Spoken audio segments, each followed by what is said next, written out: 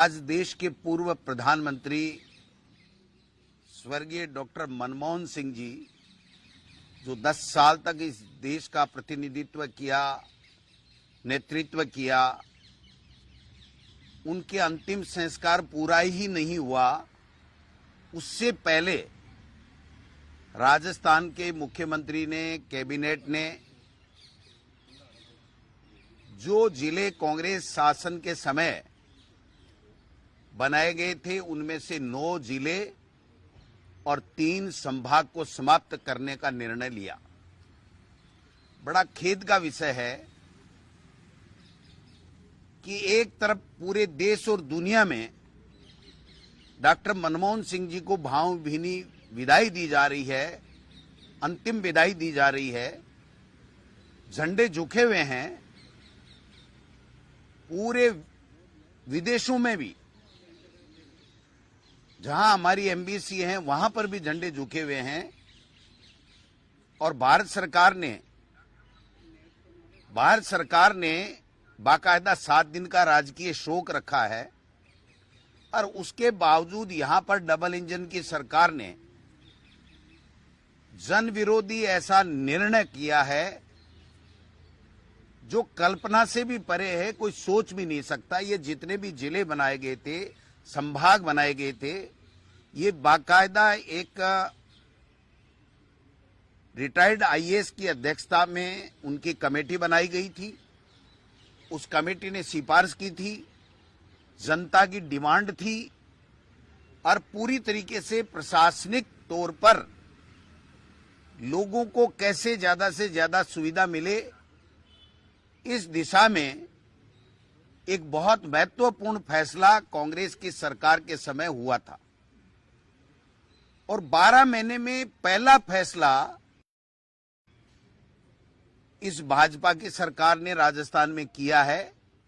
बाकी तो केवल कांग्रेस को गाली देना, कांग्रेस के निर्णयों की समीक्षा करना, और जो निर्णय लिया है वो जनता के जनमानस के खिलाफ निर्णय लिया गया है। हम घोर निंदा भी करते हैं और पूरी तरीके से कांग्रेस पार्टी और आम राजस्थान की जनता इस जन विरोधी भाजपा की सरकार के जन विरोधी निर्णय के खिलाफ आंदोलन करेगी। चूंकि आप समझिए, इनकी गणित समझिए कि एक तरफ जनगणना होनी है, 1 जनवरी 31 दिसंबर तक के लिए इनको छूट दी गई थी। दूसरी तरफ सर्दियों की हाईकोर्ट में छुट्टियां हैं। आनन फानन में इस प्रकार का निर्णय करके कि न तो कोई कोर्ट में जा सके, जनहित याचिका भी नहीं लग सके, और 1 तारीख से फिर रोक लग जाएगी, 3 संभाग और 9 जिले समाप्त करना, मैं समझता हूं इससे बड़ा गलत निर्णय ये सरकार आगे भी क्या लेगी। और आज तक की किसी भी सरकार ने ऐसा गलत निर्णय नहीं लिया। हम लोग जनता के साथ कंधे से कंधे मिलाकर के इनके इस अलोकतांत्रिक, विवेकहीन और पर्ची से लिए गए निर्णय के खिलाफ जन आंदोलन करेंगे। अगर आवश्यकता हुई तो हम माननीय न्यायालय की शरण भी लेंगे। आप बताइए कि एक कमेटी कह रही है कि ये जनहित में प्रशासनिक दृष्टि से उचित है, और दूसरी एक कमेटी बना करके आप लोग इस तरीके का निर्णय करते हो। मैं समझता हूं कि राजस्थान की जनता देख रही है। मुख्यमंत्री जी कुछ 5, 10, 15, 20 दिनों से ज्यादा ही जा रहे थे दिल्ली, तो हम ये सोच रहे थे कि कोई प्रधानमंत्री जी को यहां बुलाएंगे तो कोई तोहफा देंगे, तो वो तोहफा भी नहीं दे पाए। ईआरसीपी को राष्ट्रीय परियोजना भी नहीं बना पाए, और कोई पैकेज भी नहीं दिला पाए, कोई विशेष। और ये तो 10, 5, 15 दिन से जो अप डाउन चल रहा था, ये यही अप डाउन चल रहा था कि वहां से कब पर्ची आए और कब इस तरीके से जनता के हितों पे कुठाराघात ये कर सकें। ये भजन लाल जी निर्णय करके खुश हो रहे होंगे, लेकिन इनको पता नहीं है ये बीजेपी के अमित शाह जी और मोदी जी है ना, ये हरियाणा में खट्टर बनाते हैं ना, वैसे इनको भी हरियाणा का खट्टर बना करके गलत निर्णय करा करके अपनी राजनीतिक रोटियां तो सेक लेंगे और उसके बाद में इनको हटा के कहेंगे कि नहीं आप तो फेल हो गए, कोई दूसरा आएगा। तो मुख्यमंत्री जी को अपना विजन दिखाना चाहिए था, हिम्मत दिखानी चाहिए थी, ऐसे सरेंडर नहीं होना चाहिए था। और उनको राजस्थान की जनता ने बड़ी आस और उम्मीद के साथ में चुना था और इन्होंने तो एक झटके में सब कुछ ही निरस्त कर दिया। बताइए आप, उन जिलों में कलेक्टर लगे हुए हैं, एसपी लगे हुए हैं, वहां पर जिले के दफ्तर बन रहे हैं, जिले के हॉस्पिटल बन रहे हैं, कलेक्ट्रेट के भवन बन चुके हैं। आप उन जिलों को और संभाग को बिल्कुल समाप्त कर रहे हो। ये कौन सा निर्णय आप बताइए। तो मैं समझता हूं कि इनका जो निर्णय है वो जनता के विरोधी निर्णय है, अलोकतांत्रिक निर्णय है। आप बताइए, विधानसभा चलाने के लिए तो सर्वदलीय बैठक बुलाते हैं, क्या इसके लिए सर्वदलीय बैठक नहीं होनी चाहिए थी? क्या जनता की राय नहीं मांगी जानी चाहिए थी? इनके पास में ऐसा कुछ, उप मुख्यमंत्री जी है बेचारे, मुश्किल से तो बचे थे दिल्ली वाले में चक्कर में, और आज उनको निपटा के घर बैठा दिया। आज प्रेस कॉन्फ्रेंस करने ही नहीं आए। अरे भाई प्रेमचंद बैरवा जी, जनता में किस मुंह से आप अपना चेहरा दिखाओगे कि आपका जिला जो वर्षों से डिमांड कर रहे थे, आपका जिला चला गया, आप उप मुख्यमंत्री हो। किस बात के उप मुख्यमंत्री हो? भजनलाल जी ने अपना बचा लिया, डीग वाला बचा लिया ना, डीग वाला बचा लिया और उप मुख्यमंत्री को निपटा दिया।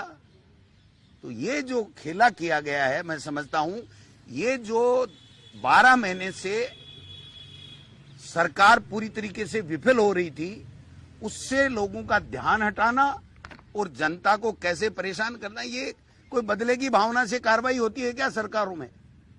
आप जनता के ट्रस्टी होती है सरकार, जनता के हित के लिए काम करती है।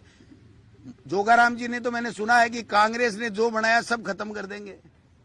भाई साहब, कांग्रेस ने तो इस राजस्थान को और कांग्रेस ने इस देश को ऐसा बनाया है, स्वर्णिम भारत जिसको कहते हैं, या जो आन बान शान के लिए जितने विकास कांग्रेस की सरकारों ने यहां पर किए और जितने कानून बनाए हैं जनहितैषी, उन सबको खत्म कर दो, फिर इसके अलावा आपके पास बचा क्या है?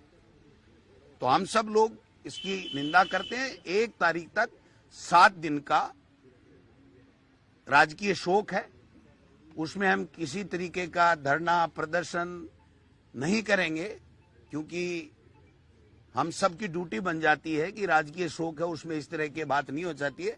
1 तारीख के बाद में हम लोग जन आंदोलन खड़ा करेंगे, जनता के साथ कंधे से कंधा मिला करके इनको मजबूर करेंगे कि या तो ये जिले बना दें, संभाग बना दें और बनाएं, कोई दिक्कत नहीं, ये मर्जी है जितने बनाएं। अगर इनको वापस नहीं किया तो इनको एमएलए का चुनाव लड़ने के लिए आने वाले चुनाव में कैंडिडेट नहीं मिलेगा। मैं आपको लिख के दे सकता हूं, जिन जिलों को इन्होंने समाप्त किया है उन जिलों में इनको कैंडिडेट नहीं मिलेगा। और हमारी सरकार, कांग्रेस की सरकार आएगी और 101% मैं पार्टी के प्रदेश अध्यक्ष के नाते कहना चाहता हूं, ये जिले पुनः बनेंगे और वहां की जनता को हम वापस सौगात देने का काम करेंगे। अगर इनमें जरा बहुत भी, थोड़ी बहुत भी अगर इनमें कुछ बची है शर्म, तो इनको ये निर्णय अपना वापस लेना चाहिए जो आज निरस्त करने का निर्णय लिया गया।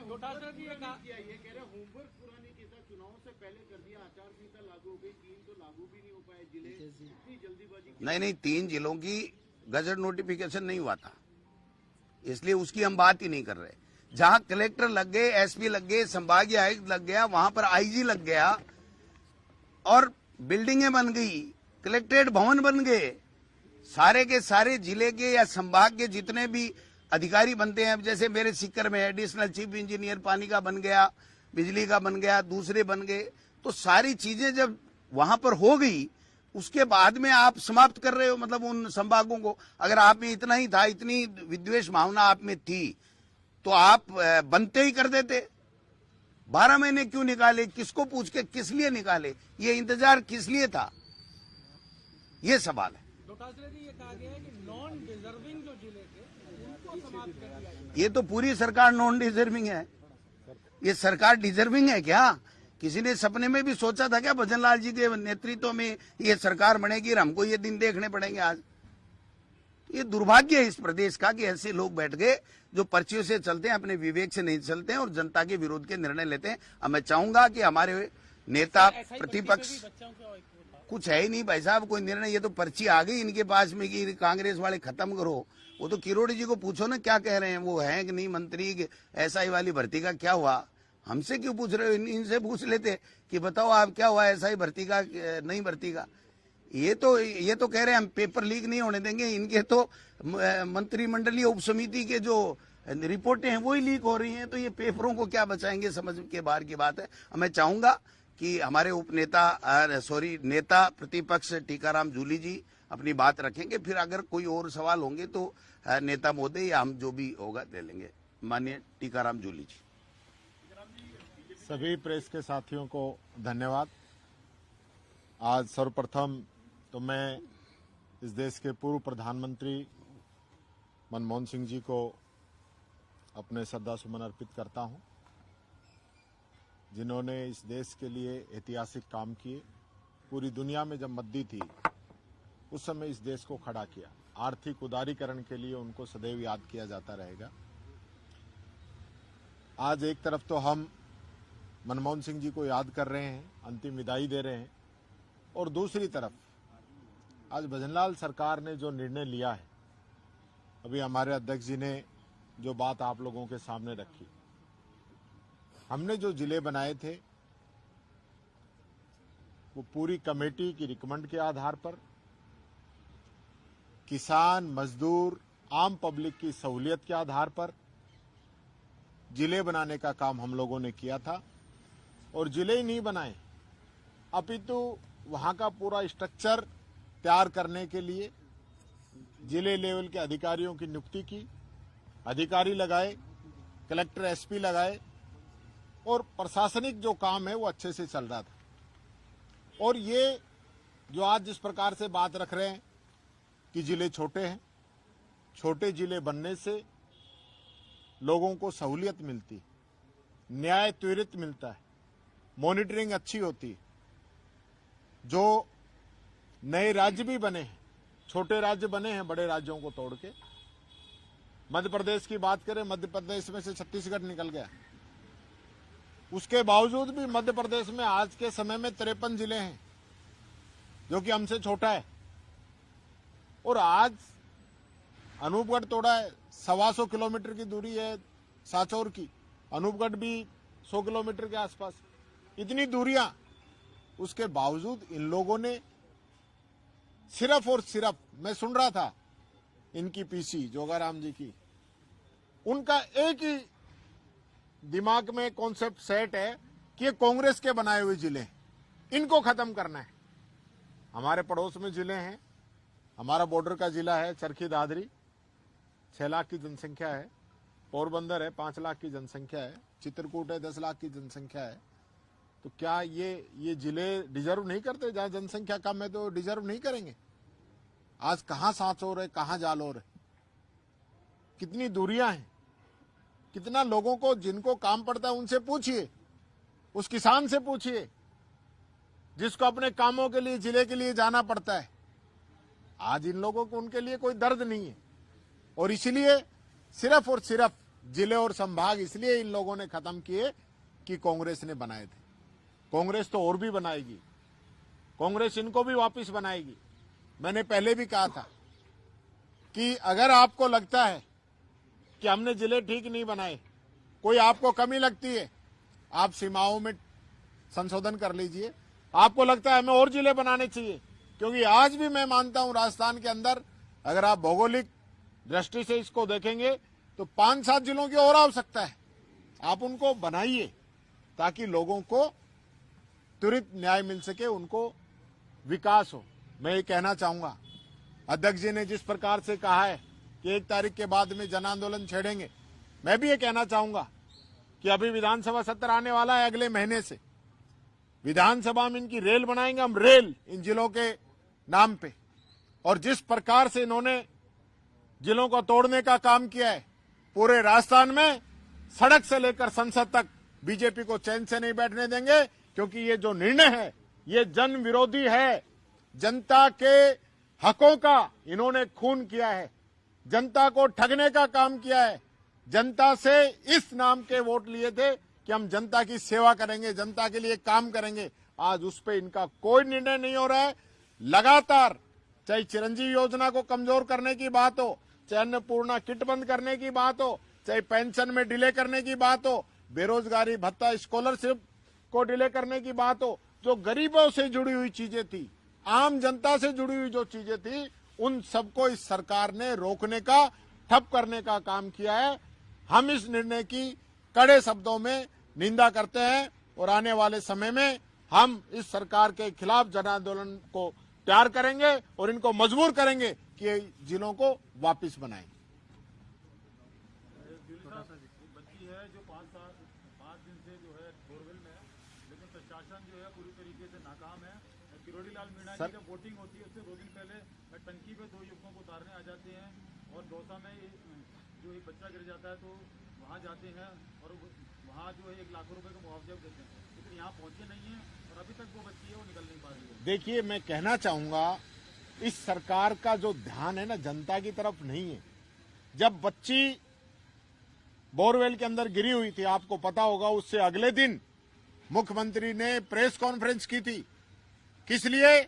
अमित शाह को बचाने के लिए, बाबा साहब के बयान के लिए उन्होंने प्रेस कॉन्फ्रेंस की, न कि वो बच्ची किस स्थिति में, इसके लिए 2 शब्द वो बोल दें। इतना मुख्यमंत्री के पास समय नहीं है उस बच्ची के लिए। और लगातार जो घटनाएं हो रही हैं, 5-5 दिन हो जाए, क्या इनकी एसडीआरएफ एनडीआरएफ है? क्या इनका मैनेजमेंट इस सरकार का? क्या 5-5 दिन तक एक बच्ची को नहीं निकाल सकते? किस नाम की सरकार चला रहे हैं? Thank you, thank you. नमस्कार। सुन लिया, रेल बना देंगे। वो ऐसा ही था, वो कह रहे थे हमारे एजेंडे में नहीं है। आप बोलते ना जाम बांध देंगे, अलग भाई साहब, कोई रसगुल्ला जिमावे, कोई गुलाब जामुन, कोई बर्फी, तो अलग अलग चीज है ना। वेरिएशन जरूरी है ना।